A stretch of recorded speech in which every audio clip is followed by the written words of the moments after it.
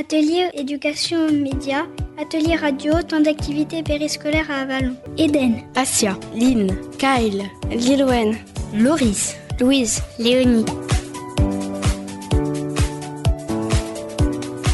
Les élèves du périscolaire de l'école des Chaumes d'Avallon devenus journalistes. Produire des interviews radio grâce à l'implication des acteurs locaux, les Media Kids. Encadré par les animateurs du périscolaire des Chaumes et Maria da Silva, journaliste à Radio Avallon. Bonjour, nous, les Media Kids, Louise, Eden, Lélouen, avons le plaisir de recevoir dans les studios de Radio Avallon Chris Raffaelli. Bonjour et merci d'avoir accepté cette invitation. Et nous sommes ravis de te rencontrer. Donc bonjour les filles et merci pour votre invitation. Je suis également ravi d'être parmi vous. que fais-tu comme métier?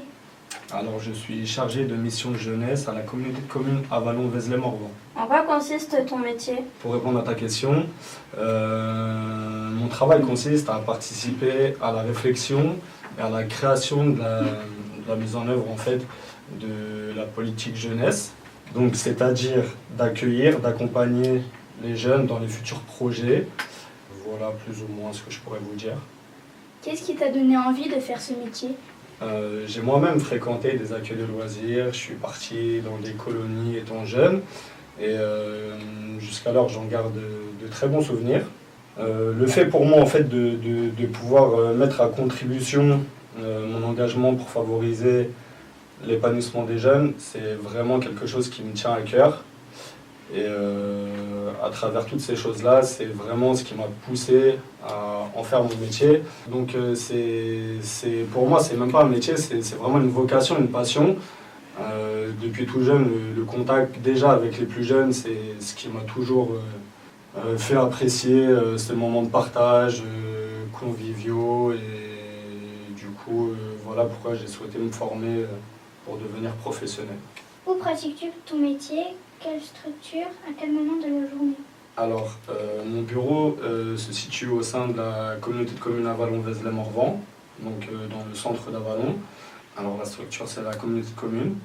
Alors, plus ou moins toute la journée. Donc, comme je te disais, mon bureau est à la communauté de communes. Et ensuite, du coup, je pratique des interventions dans les collèges.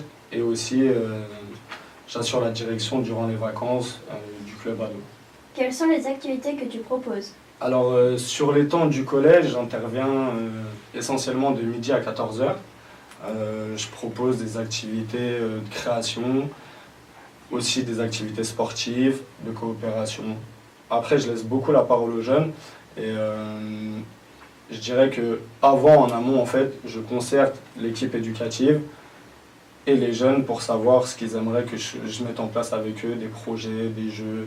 Où s'inscrire pour participer aux activités et ou projets que tu proposes avec le centre de loisirs ou au collège? Alors, si vous souhaitez vous inscrire à l'accueil ado, il faut passer par le site justement de l'accueil de loisirs de Trois Soleils.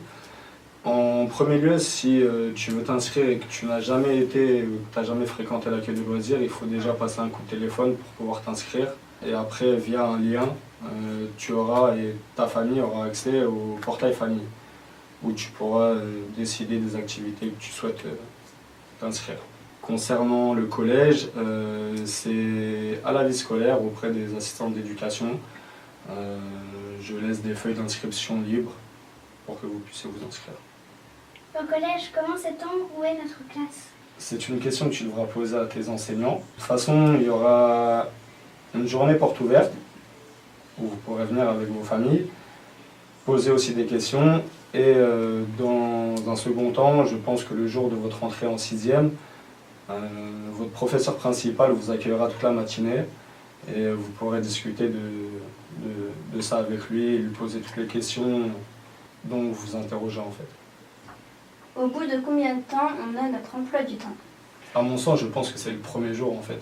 Dès la première matinée, comme je l'ai dit avec votre professeur principal, vous allez avoir l'emploi du temps, votre carnet de liaison.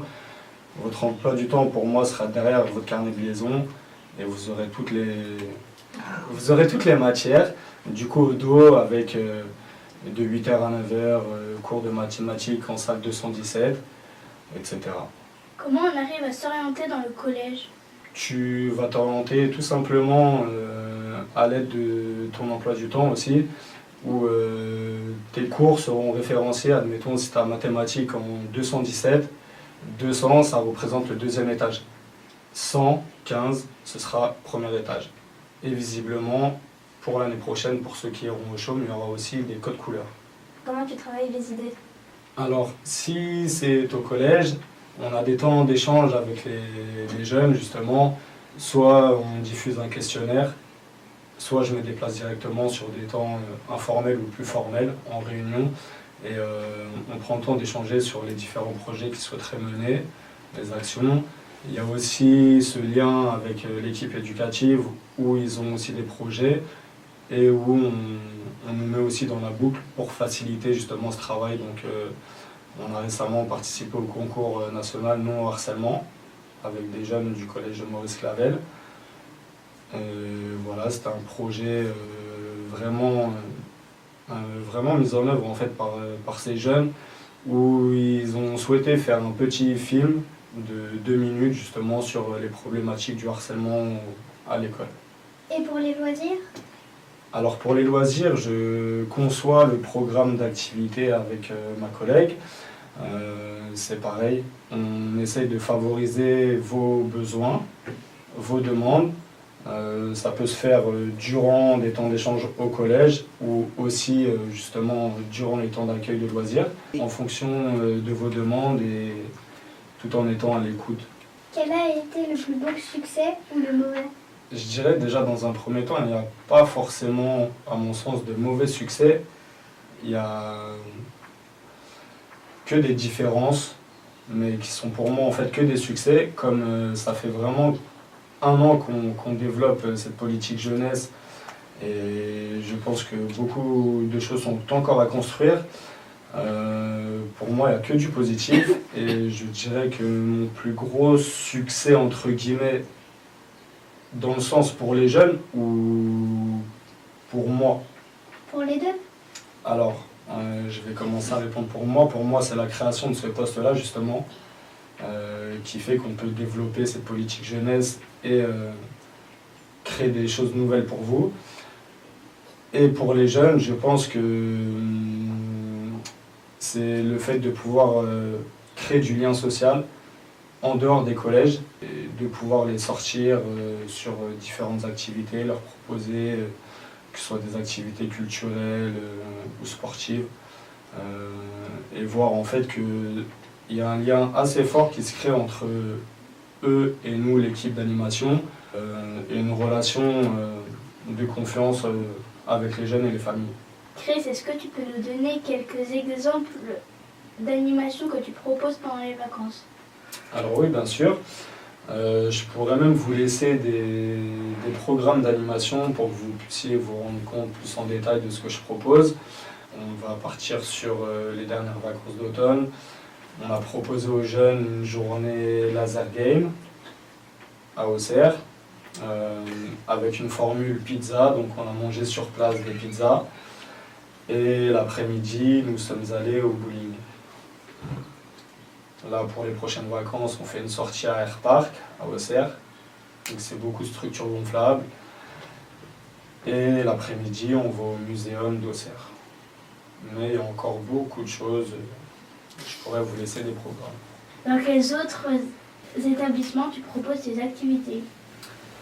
Alors, il m'arrive sur les mercredis d'intervenir à l'accueil de loisirs sur la tranche d'âge des 8-12 ans, donc les plus grands.